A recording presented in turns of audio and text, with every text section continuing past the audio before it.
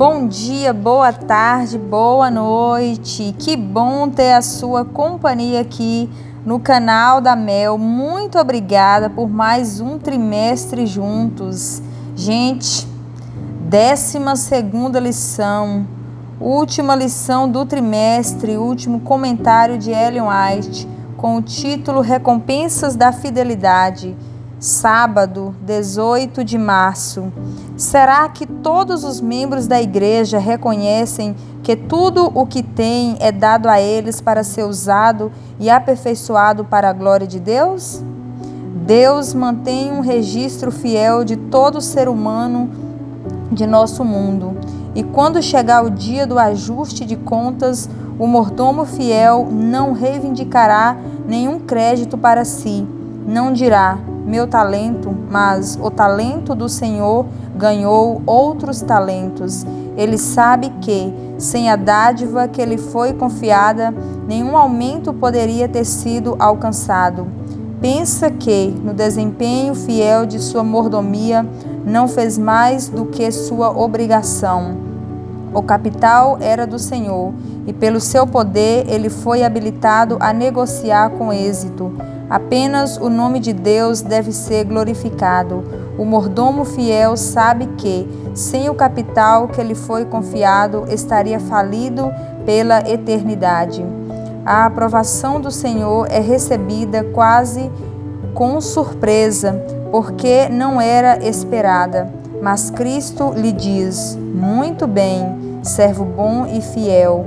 Você foi fiel no pouco, eu o porei sobre o muito. Venha e participe da alegria do seu Senhor. Mateus capítulo 25, versículo 23. E o livro Conselhos sobre Mordomia, páginas 78 e 79. Companheiro peregrino, ainda estamos em meio às sombras e tumultos das atividades terrenas, mas logo nosso Salvador aparecerá para nos dar liberdade e repouso. Olhemos pela fé para o abençoado futuro, como a mão de Deus o retrata. Aquele que morreu pelos pecados do mundo está abrindo amplamente as portas do paraíso a todo aquele que nele crê. Em breve a batalha estará terminada e a vitória ganha. Em breve veremos aquele em quem se concentram nossas esperanças de vida eterna. Em sua presença, as provações e sofrimentos desta vida parecerão como se nada fossem. Não haverá lembrança das coisas passadas, jamais haverá memória delas. Isaías capítulo 65, versículo 17. Portanto, não percam a confiança de vocês, porque ela tem grande recompensa. Vocês precisam perseverar para que, havendo feito a vontade de Deus, alcancem a promessa, porque ainda dentro de pouco tempo aquele que vem virá e não irá demorar. Hebreus capítulo 10, versículos do 35 a 37. Israel será salvo pelo Senhor com salvação eterna. Vocês não serão envergonhados nem humilhados por toda a eternidade. Isaías 45, versículo 17. E o livro Profetas e Reis, página 430. A fé em Jesus dará vigor a cada propósito, consistência ao caráter. Toda a sua felicidade, paz, alegria e êxito nesta vida dependem de genuína fé em Deus. Essa fé promoverá a verdadeira obediência aos mandamentos de Deus. O conhecimento e a fé em Deus são a melhor repreensão contra qualquer má prática e o incentivo para todo o bem. Creiam em Jesus como alguém que lhes perdoa os pecados, que quer sua felicidade nas mansões que foi preparar para vocês.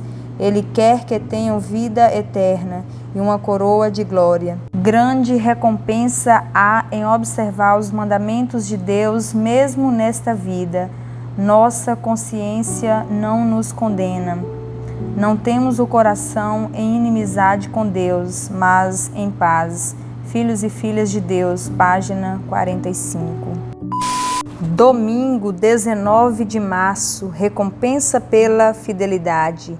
Não há animação oferecida à incredulidade.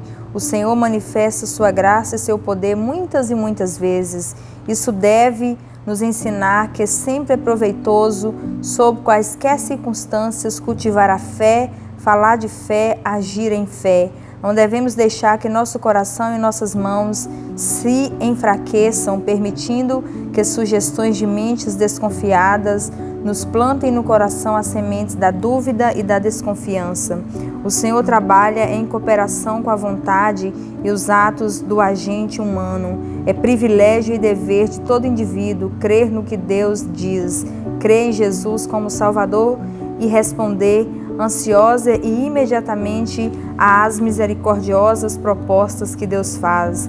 Ele deve estudar para crer nas instruções divinas contidas nas Escrituras e obedecer a elas. Deve basear sua fé não em sentimentos, mas nas evidências da Palavra de Deus. Comentários de Ellen White, Comentário Bíblico Adventista do Sétimo Dia, volume 7, página 1033. Olhe para cima e permita que sua fé cresça constantemente. Deixe que essa fé guie você pelo caminho estreito que leva através dos portais da cidade para o grande além, o vasto e ilimitado futuro de glória preparado para os redimidos. Portanto, irmãos, sejam pacientes até a vinda do Senhor. Eis que o lavrador aguarda com paciência o precioso fruto da terra, até receber as primeiras e as últimas chuvas. Sejam também vocês pacientes e fortaleçam o seu coração, pois a vinda do Senhor está próxima. Tiago, capítulo 5, versículos 7 e 8. As nações dos salvos não conhecerão outra lei senão a lei do céu. Todos serão uma família unida e feliz, revestida com as vestes de louvor e ações de graças. Ao presenciar essa cena, as estrelas da manhã cantarão a uma só voz, e os filhos de Deus exultarão de alegria, enquanto Deus e Cristo se unirão, proclamando: não haverá mais pecado nem morte. Profetas e Reis, página 430. Jesus virá em breve e devemos ter a atitude de esperar e vigiar pelo seu aparecimento. Não devemos permitir que coisa alguma se interponha entre nós e Jesus. Precisamos aprender a entoar aqui o cântico do céu, de modo que quando terminar a nossa peleja possamos participar do cântico dos anjos celestiais na cidade de Deus. Qual é esse cântico? É louvor, honra e glória àquele que está sentado no trono e ao Cordeiro para todo o sempre. Enfrentaremos oposição por amor a Cristo, seremos odiados por todos e por Satanás, porque ele sabe que com os seguidores de Cristo há um poder divino que debilitará sua influência. Não podemos nos esquivar do opróbrio. Não devemos permitir que nosso tempo seja tão ocupado com as coisas de natureza temporal ou mesmo com questões relacionadas à causa de Deus, que passemos um dia após outro sem chegar-nos ao lado ensanguentado de Jesus. Precisamos comungar diariamente com Ele. Somos exortados a combater o bom combate da fé. Manter uma vida de sincera fé será uma penosa batalha. Se, porém, nos lançarmos inteiramente sobre Cristo, com a firme determinação de nos apegarmos somente a Ele, seremos capazes de repelir o inimigo e obter gloriosa vitória. Exaltai-o, página 373. Segunda-feira, 20 de março, vida eterna. Que nada diminua a força da verdade para este tempo. A verdade presente tem que ser nosso principal assunto.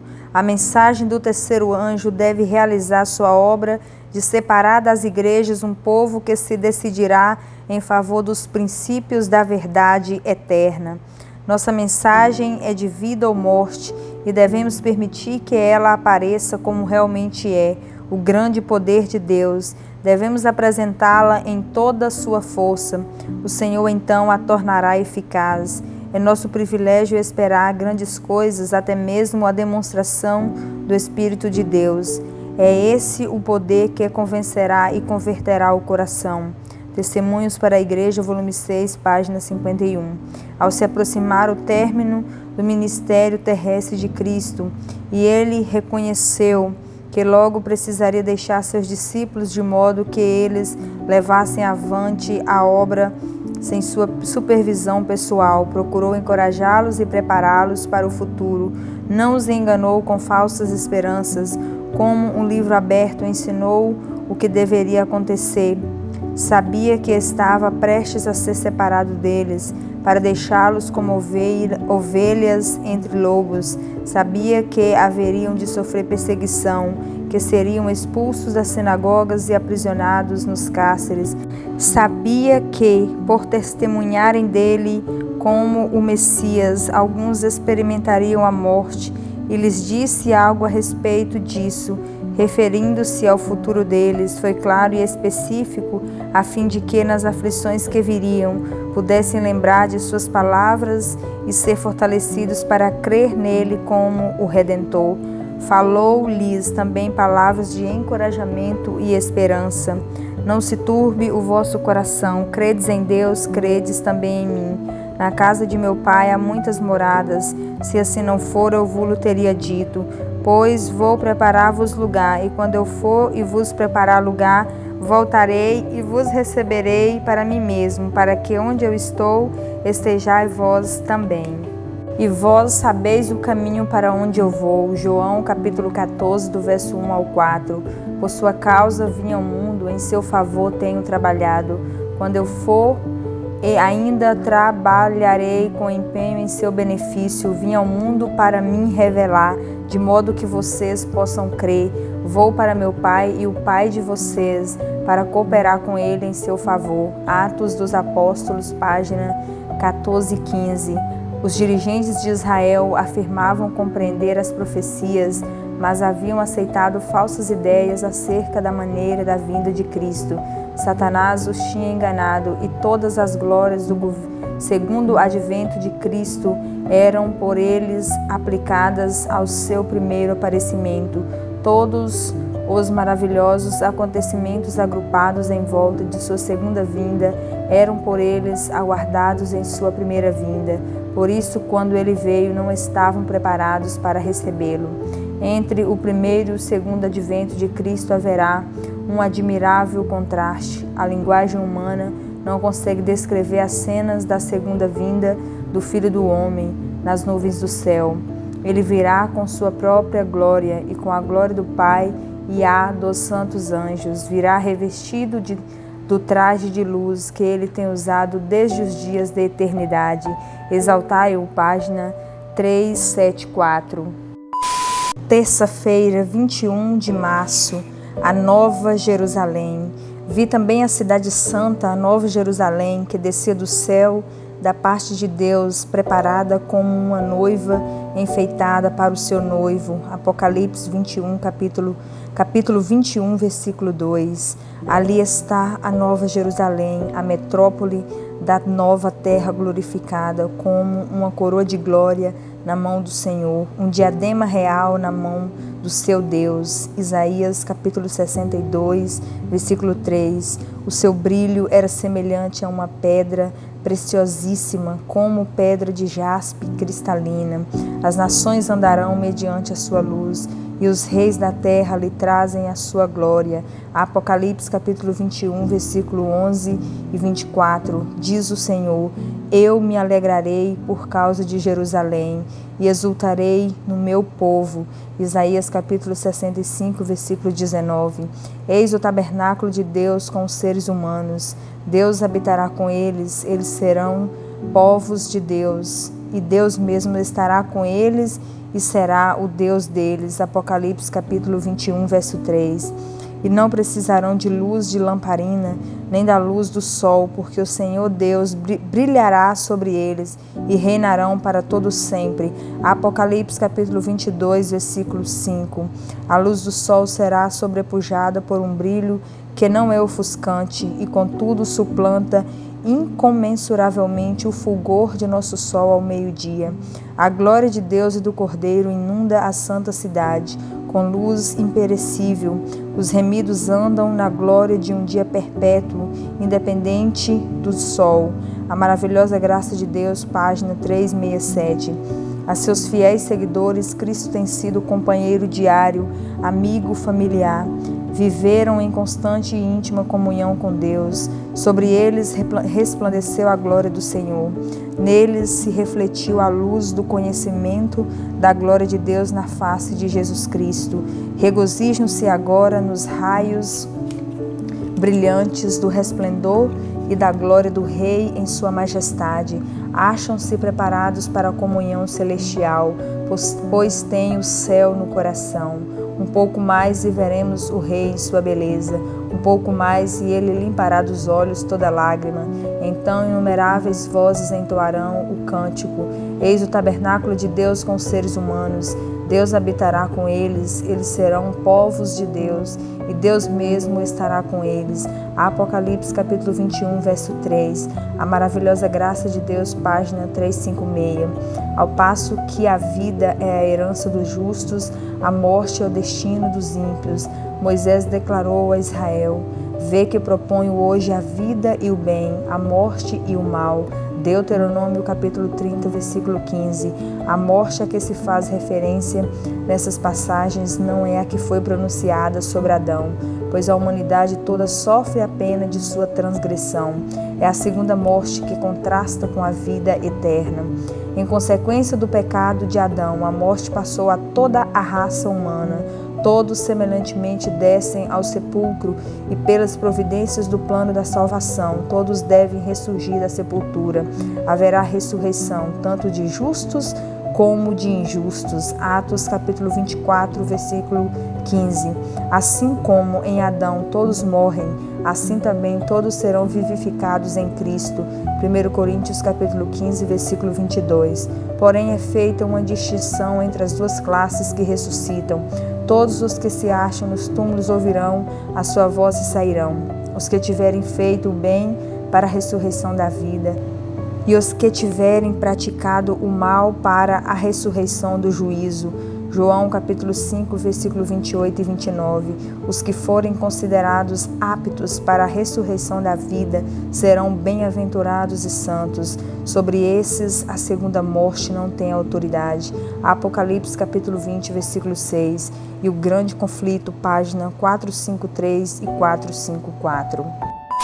Quarta-feira, 22 de março, o acerto de contas.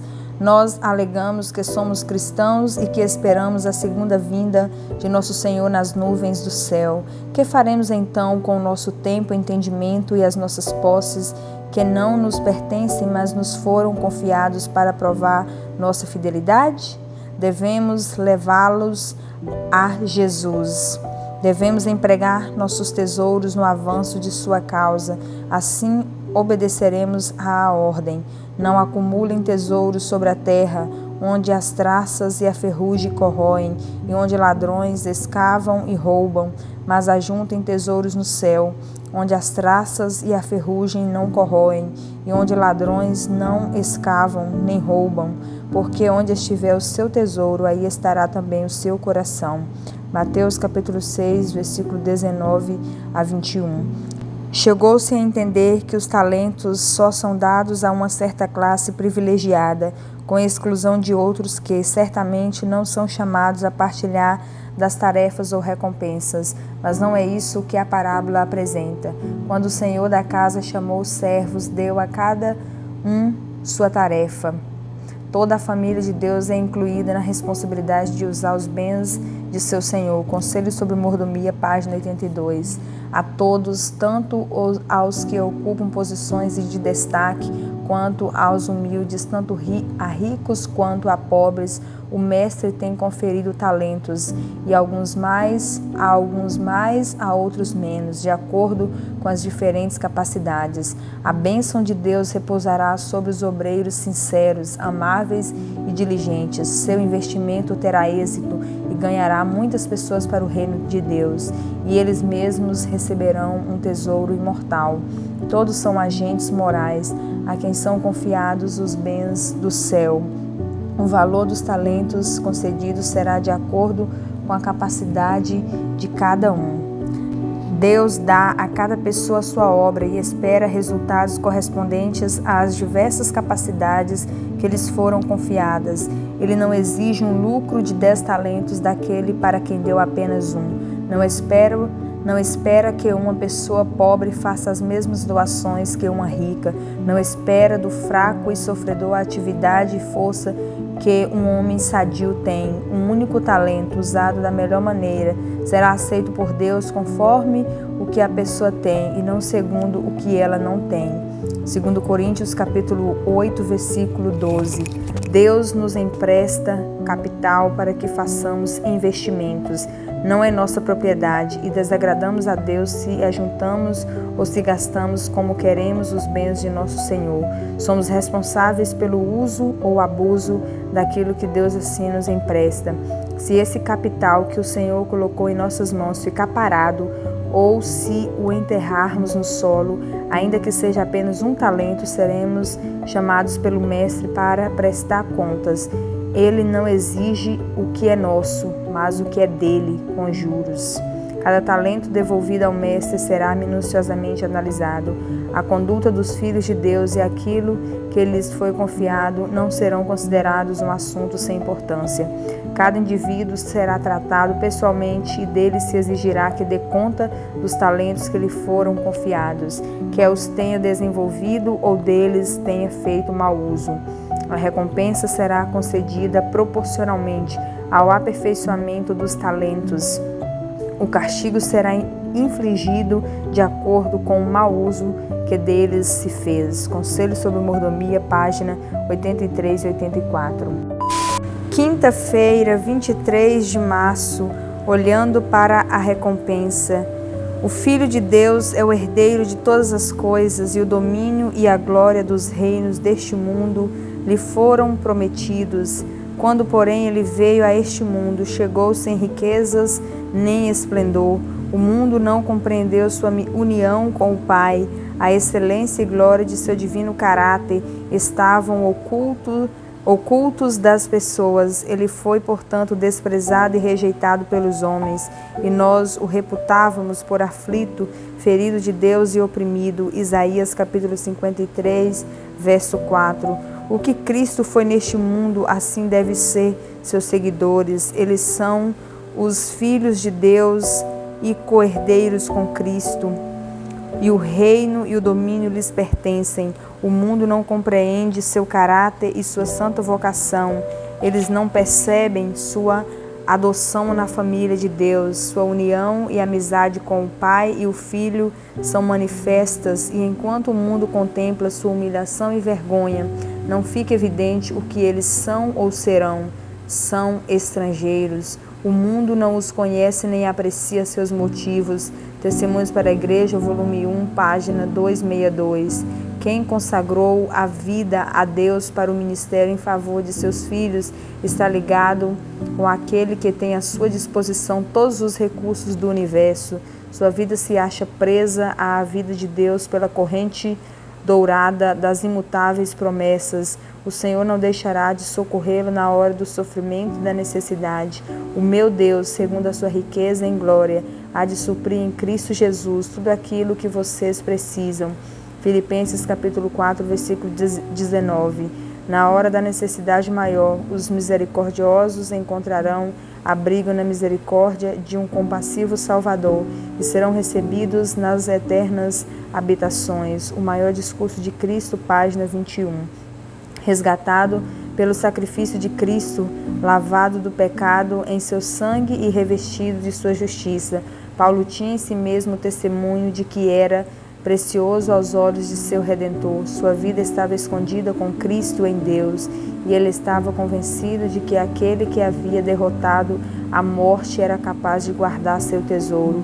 Seu coração se apegou à promessa do Salvador: eu o ressuscitarei no último dia.